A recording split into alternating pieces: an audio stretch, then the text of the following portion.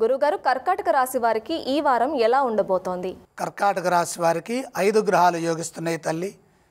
ప్రధానంగా దశమంలో రవి, ఏకాదశంలో గురువు, భాగ్యంలో శుక్రుడు, తృతీయంలో చంద్రకేతువులు. శ్రేష్టమైన కాలం నడుస్తుంది. మీ ఆశయాలకు తగ్గట్టుగా నిర్ణయాలు తీసుకొని వాటిని అమలు చేయడం ద్వారా మీ అభీష్టాలు త్వరగా నెరవేరుతాయి. ఉద్యోగస్తులకు మంచి కాలం. ప్రయత్నాలు క్రమంగా ఫలిస్తాయి. కృషికి తగిన ప్రతిఫలాన్ని పొందుతారు. తగినంత ప్రోత్సాహము, గుర్తింపు లభిస్తుంది. ప్రతిభను కనబరిచి నాణ్యమైన ఫలితాలు పొందటానికి ఈ కాలం ఎంతగానో సహకరిస్తుంది. భవిష్యత్తు ప్రణాళికలు రచించండి. ఉత్తమ ఫలితాలు సాధించండి. ఆర్థిక స్థితిగతులు మెరుగవుతాయి. ధనాదాయ మార్గాలు పెరుగుతాయి. క్రమంగా విజయ పథాన పయనిస్తారు. ఆత్మవిశ్వాసంతో చేసే పని మేలు చేస్తుంది.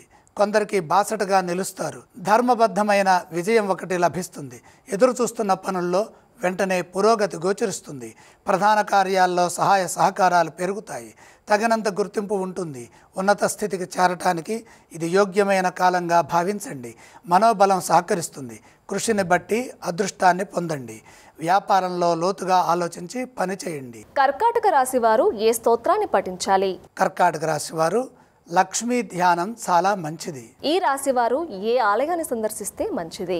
5 గ్రహాలు అనుకూలిస్తున్నాయి కాబట్టి లక్ష్మీ అమ్మవారిని ప్రత్యక్షంగా గుడికి వెళ్ళి దర్శనం చేసుకోండి. కర్కాటక రాశి వారు ఏవి దానం చేయాలి? దానాలు అవసరం లేదు.